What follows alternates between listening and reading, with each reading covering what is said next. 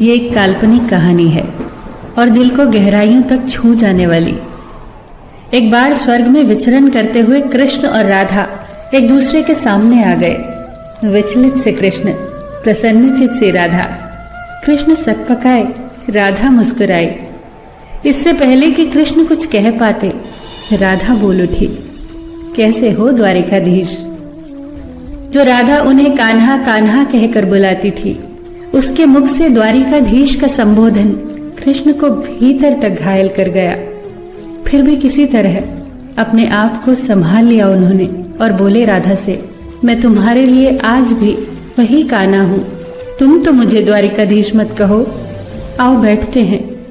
कुछ मैं अपनी कहता हूँ, कुछ तुम अपनी सुनाओ। सच कहूँ राधा, जब जब भी तुम्हारी याद आती थी, इन आंखों से आंसुओं की बूंदें निकल आती थी। राधा बोली, मेरे साथ ऐसा कुछ नहीं हुआ। न तुम्हारी याद आई, न आंखों से आंसू बहा, क्योंकि हम कभी तुम्हें भूले ही कहाँ थे जो तुम याद आते। इन आंखों में तो सदा तुम ही थे। कहीं आंसुओं के साथ निकल न जाओ, इसलिए रोते भी नहीं थे।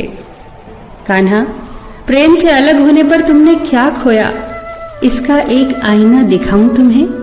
कुछ कड़वे सच प्रश्न सुन पाओ तो सुनाऊं। कभी सोचा है इस तरक्की में तुम कितने पिछड़ गए। यमुना के मीठे पानी से जिंदगी की शुरुआत की और समुद्र के खारे पानी तक पहुंच गए। एक उंगली पर चलने वाले सुदर्शन चक्र पर भरोसा कर लिया और 10 उंगलियों पर चलने वाली बांसुरी को भूल गए। कान्हा, जब तुम प्रेम से जुड़े थे तो जो उंगली गोवर्धन पर्वत उठाकर लोगों को विनाश से बचाती थी, प्रेम से अलग होने पर वही उंगली क्या क्या रंग दिखाने लगी। सुदर्शन चक्र उठाकर विनाश के काम आने लगी। कान्हा और द्वारिकाधीश में क्या अंतर होता है बताऊं? कान्हा होते तो तुम सुदामा के घर जाते, सुदामा तुम्हारे घर नहीं आता। युद्ध में और प्रेम में यही तो फर्क होता है। युद्ध में आप मिटाकर जीतते हैं और प्रेम में आप मिटकर जीतते हैं। कान्हा, प्रेम में डूबा हुआ इंसान दुखी तो रह सकता है, पर किसी को दुखी नहीं कर सकता। आप तो कई कलाओं के स्वामी हो, स्वप्न दूरदृष्टा हो, गीता जैसे ग्रंथ के दाता हो, पर आपने ये क्या निर्णय लिया? आपने अपनी पूरी सेना कौरवों को सौंप दी और अपने आप को पांडवों के साथ कर लिया। सेना तो आपकी प्रजा थी, राजा तो पालक होता है, उसका रक्षक होता है। आप जैसे महाज्ञानी उस रथ को चला रहे थे जिस पर बैठा अर्जुन आपकी प्रजा को ही मार रहा था। अपनी प्रजा को मरते देख आप में करुणा नहीं जगी, क्योंकि आप प्रेम से शून्य हो चुके थे। आज भी धरती पर जाकर देखो, आपकी द्वारिकाधीश वाली छवि को ढूंढते रह जाओगे। हर जगह, हर मंदिर में मेरे ही साथ खड़े नजर आओगे।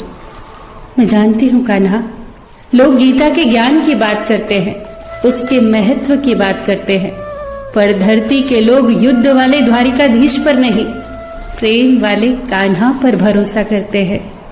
गीता में मेरा दूर दूर तक नाम नहीं है, पर आज भी लोग उसके समापन पर राधे राधे कहते हैं। ये कहानी काल्पनिक जरूर है, पर इसके भीतर छिपी सीख बहुत महत्वपूर्ण है।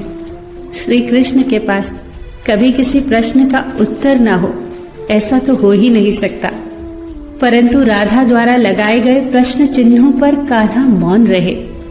यही तो है प्रेम में समर्पण का भाव। पराक्रम में हमें हर किसी को हराना होता है, तब भी हम जीतकर भी हार जाते हैं, परंतु प्रेम में एक ही कईयों का दिल जीत लेता है। सही कहा है कि छोटी सी उंगली पर पूरा गोवर्धन पर्वत उठाने वाले भगवान श्री कृष्ण छोटी सी बांसुरी को दोनों हाथों से पकड़ते थे। फिर मिलेंगे दोस्तों अगली कहानी के साथ। तब तक के लिए अपना ख्याल रखना और हमेशा मुस्कुराते रहना।